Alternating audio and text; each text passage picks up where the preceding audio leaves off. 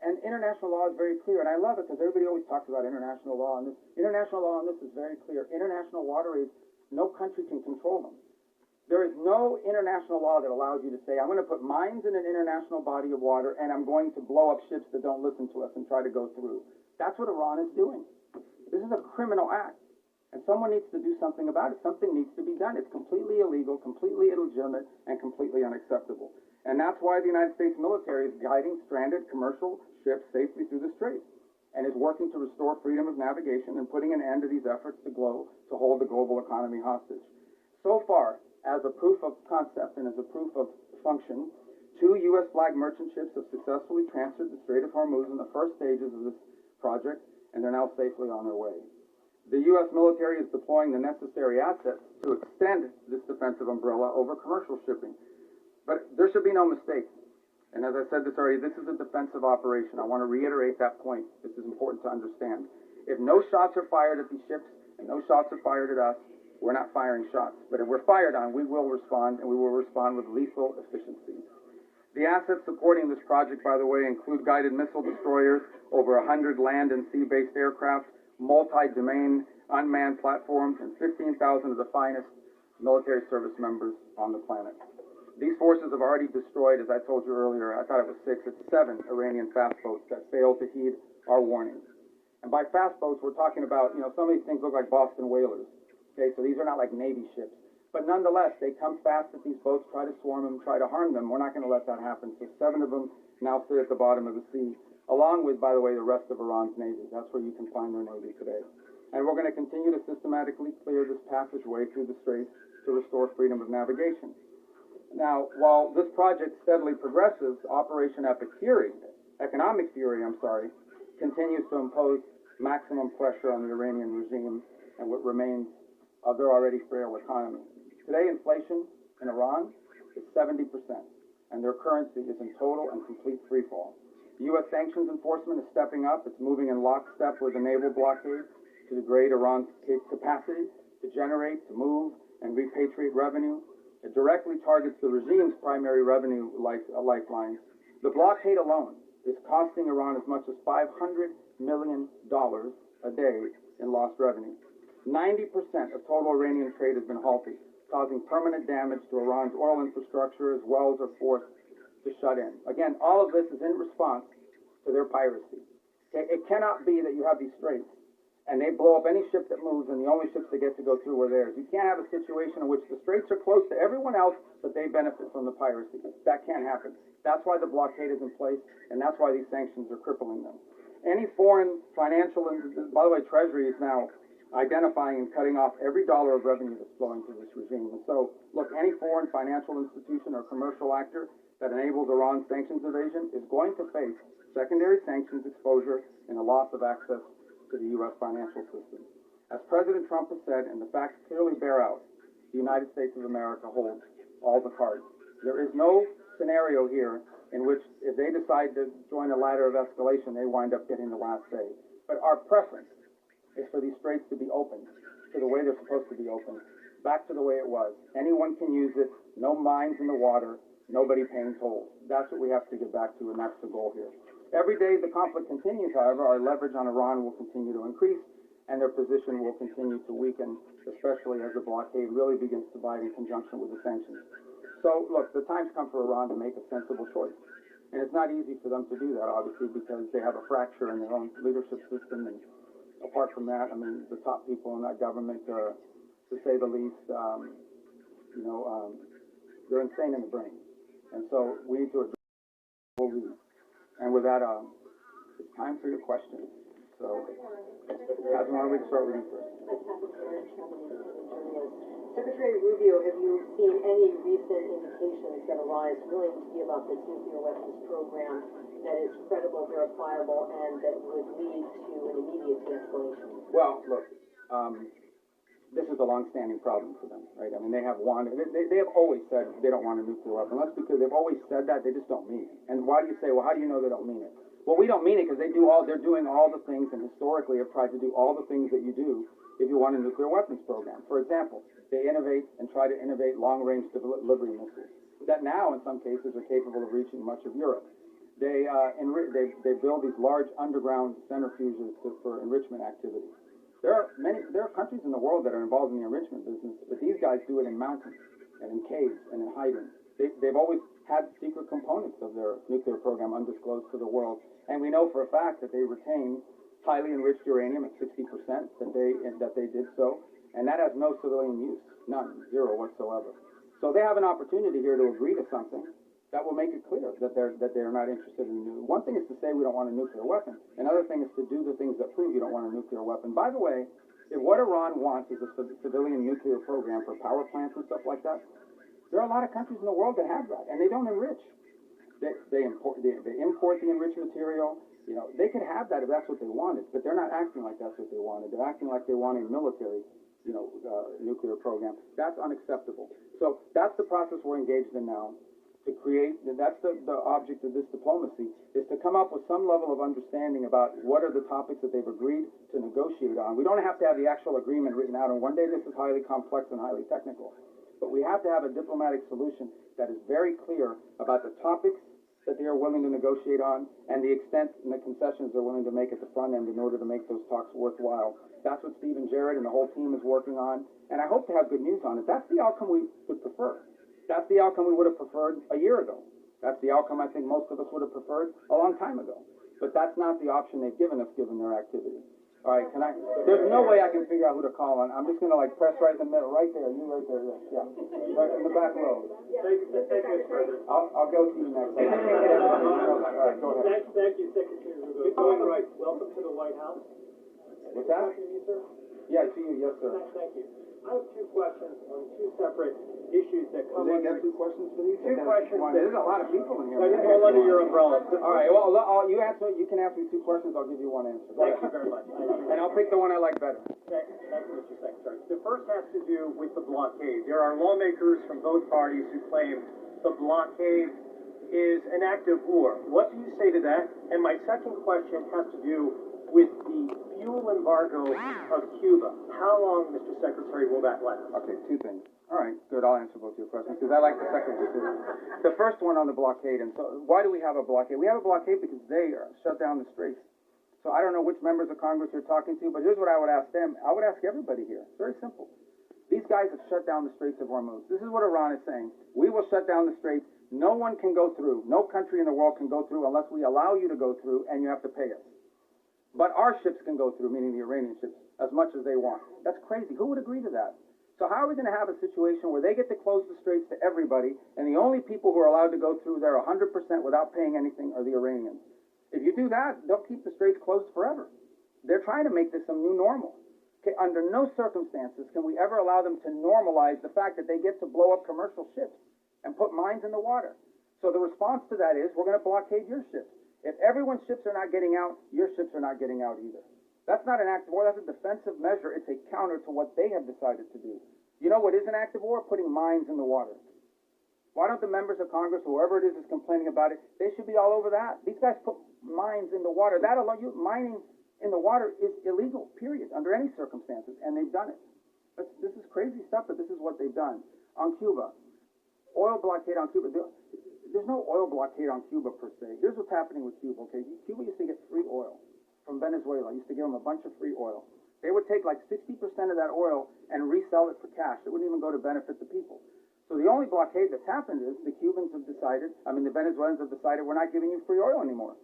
And you can only imagine nowadays, the way oil prices are, no one's giving away free oil, much less to a failed regime. So the problem with Cuba is worse, okay? Their economic model doesn't work. Doesn't work. And the people who are in charge can't fix it. And the reason that I can't fix it is not just because they're communists, that's bad enough, but they're incompetent communists. The only thing worse than a communist is an incompetent one. And that's what, so incompetent communists run that country, they don't know how to fix it. They really don't. And we have 90 miles from our shores a state that also happens to be friendly territory for some of our adversaries. So it's an unacceptable status quo, and we'll be addressing it, but not today. Okay. All right, let's go to the front. Right. Some stuff that happened. No, look, there's a lot to talk about with the Vatican. I'll give you one example. The Pope just returned from a trip to Africa, where the church is growing very vibrantly. And we have shared concerns about religious freedom, freedom in different parts of the world. We'd love to talk to them about that. the topic of Cuba. You know, we gave Cuba $6 million of humanitarian aid, but obviously they won't let us distribute it. We distributed it through the church. We'd like to do more.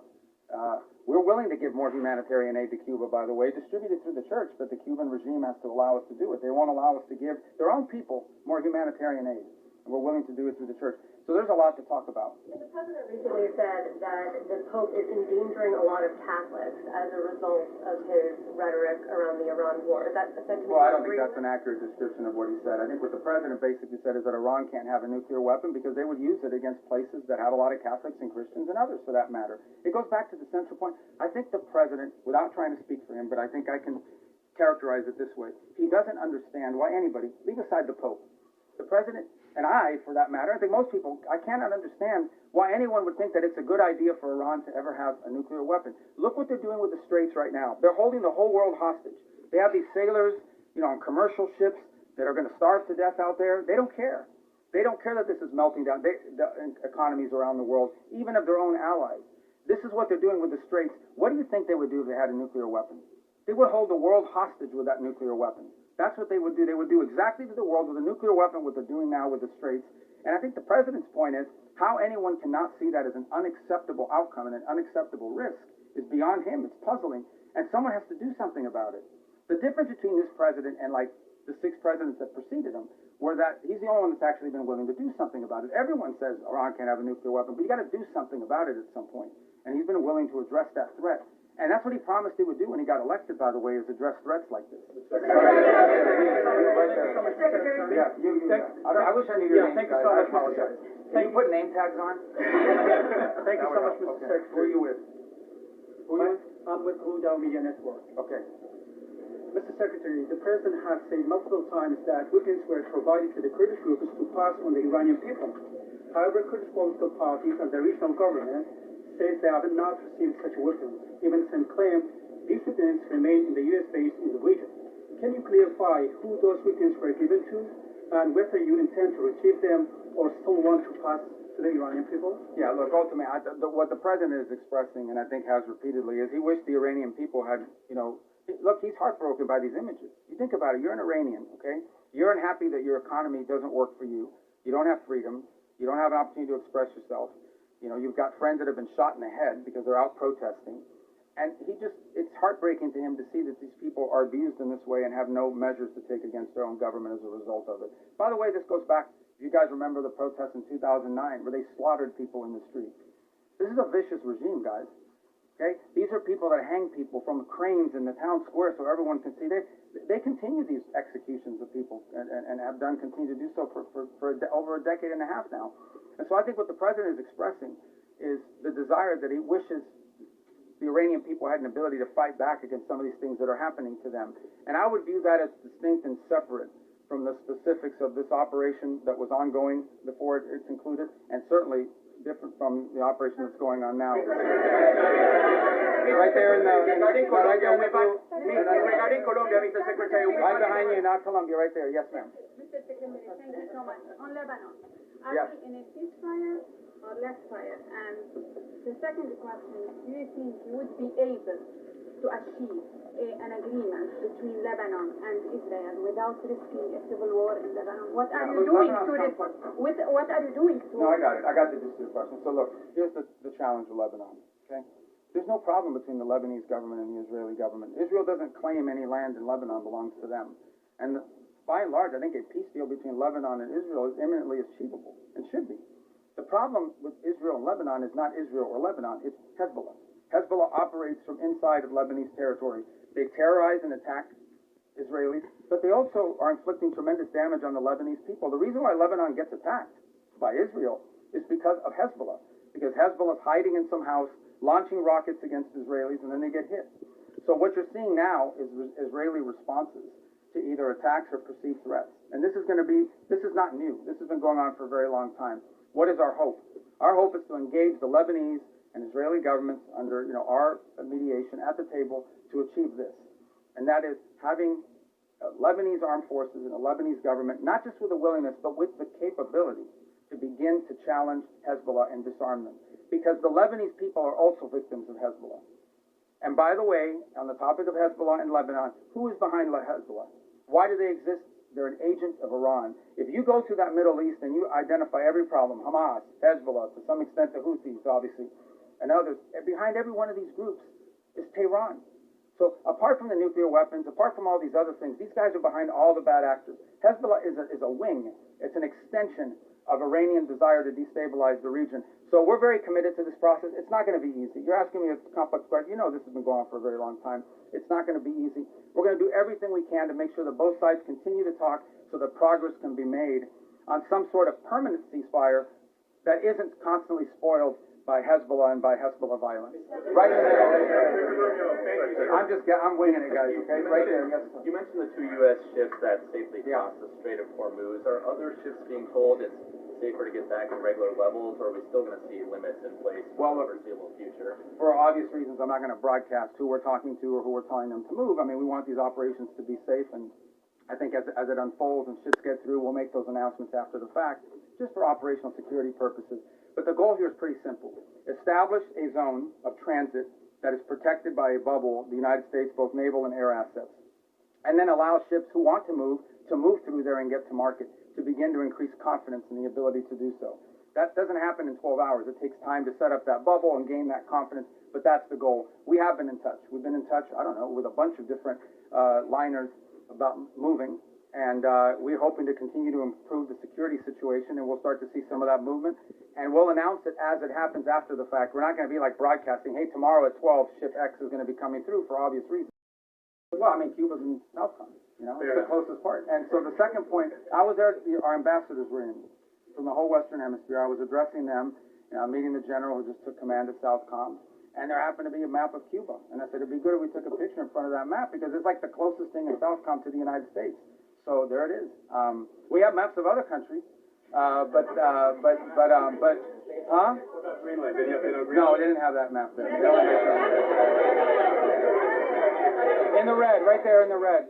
In the red, okay. Can I ask you in Spanish or can I Yeah, you can answer in Spanish. You can answer in it. They'll have to translate for them when you ask Well, them. I'll say it in English and if you can answer in both languages. Today I clicked on the webpage of the State Department and there's still a $25 million bounty on Diosdado Cabello, the Secretary of Interior, for drug trafficking and narco-terrorism. I was wondering if that has been put on hold or if you're negotiating with President Delcy Rodriguez to turn him over. Yeah, I don't have any updates for you on that. The website is what it is, and that's where it stands. That policy hasn't changed. But guys, I mean, let's be mature here a little bit. I'm not going to tell you about what we're talking about with the leader of this country. El Departamento de Estado sigue considerando a Diosdado Cabello un narcoterrorista y un narcotraficante, como dice en la página del Departamento de Estado.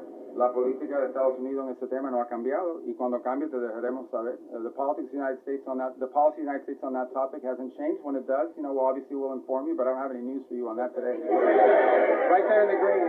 I'll get to you. Are you guys all the TV people?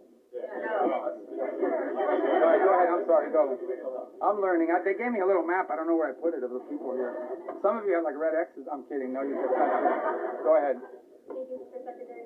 The average price of gas in the country right now is $4.50. Do you have a thought on how long Americans are supposed to kind of accept this? Do you think it will affect Republicans' majorities in the midterm? Well, I'm not going to speculate on the politics of it. You can tell me. I mean, look, it's obviously being driven by global events. That was true during the Russia-Ukraine war as well, where you saw that come up.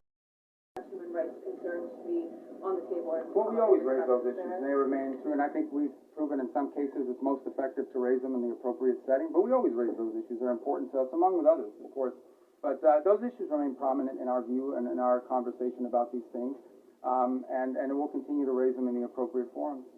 All right. Let's get to the front. These guys are going to get mad. Go ahead. I'm sorry. Thank you, President Kennedy, Associated Press. You mentioned earlier that some countries have privately and publicly indicated their willingness to help with Project Freedom. Can you say how many have reached out to the U.S. With their offers of help, and what kind of capabilities? Well, I mean, thank you for your question. It's a good question. I mean, multiple countries have said we got to do something about it and fix it. Dozens or single digits or more than 100? I don't know. I don't put a number on it. I would just tell you that. Here's what I would say about it. The capabilities is the issue. Okay. A lot of countries would love to do something about it. They don't have a navy. Right, or they can't get there in time, or they can't. Others, are less, that some unfortunately do have a Navy are saying, oh, we'll be involved, but we'll be involved after it's over. Well, after it's over, it's kind of like, That makes sense. So, we'd like to have it. And now, there may be some utility in a post, closure mission. I'm not downplaying that, but I think that's been the challenge. But there are other ways they can help, unique ways that they can help. And I don't want to get into who these countries are for obvious reasons, because they are prepared to help us in certain ways, but maybe don't want that publicly disclosed. Marco Rubio mu kiganiro n'itangazamakuru yakomoje ku bintu byinshi. Yavuze ko agahenge hagati ya Iran ndetse na Leta Zunze Ubumwe za Amerika mu muhora wa Hormuz kagumaho. Ati ariko nibaturasa bazabona uburakari bwa Donald Trump. Akomeza avuga ati niba ubwato bw'abandi bantu butemerewe gutambuka mu muhora wa Hormuz, ubwato bwa Iran akaba aribwo bwemerewe gutambuka, urumva ko ibyo nta muntu wabyemera. Kandi ubundi bwato butambuka bukaba bugomba kwishyura, ubwabo butambuka butishyura ni ibintu bidashoboka. Ati niyo mpamvu rero Perezida Donald Trump yavuze ko we ayobora ibi bitabaho. Ati rero nimutekereze ibyaramuka bibaye bafite ibitwaro kirimbuzi, bashobora kudufata gutya bagafata isi, murabona ko bayihagaritse bakavuga ko bazajya bishyuza. Twajya kubabwira ko bitemewe imbere y'amategeko bakatubwira ko bafite igitwaro kirimbuzi. Ati niyo mpamvu rero tugomba kubikoraho. Usibye iby'umuhora wa Hormuz, bamubajije kuri Cuba, bamubaza bati kuki Cuba nawe mwayikomanyirije ikaba itabona amavuta cyangwa ibikomoka kuri peteroli. Marco Rubio ati Cuba ntabwo twayikomanyirije, ahubwo Cuba yabonaga amavuta ndetse n'ibikomoka kuri peteroli by'ubuntu bivuye muri Venezuela, kandi n'abategetsi babibona bakabyigurishiriza inyungu bazihe no ku baturage. Ati niyo mpamvu rero twababujije, ahubwo ubu ngubu nta by'ubuntu bakibona, kubera n'ibiciro muzi ahantu bigeze, nta muntu wapfa kuguha ibintu by'ubuntu. Bamubajije ku ruzinduko azagirira i Roma kureba Papa Leo wa Amerika izagirira i Roma kureba Papa Leo wa 10, bamubaza nimba bashaka kujya kunga Perezida Donald Trump ndetse na Papa. Aravuga ati ntabwo mvugira Donald Trump, ariko ibintu bya Papa n'ubundi reka tube tubiretse, gusa ntabwo navugira Donald Trump. Akaba ari inama bakoreyemo ibintu byinshi, ariko ibyinshi byibanda ku muhora wa Hormuz, ndetse bamubaza niba azi igiciro cya gaze ndetse na peteroli uko gihagaze muri Leta Zunze Ubumwe za Amerika. Aravuga ati ntabwo ari twebwe gusa, kubera ko ibibazo biri ku isi yose.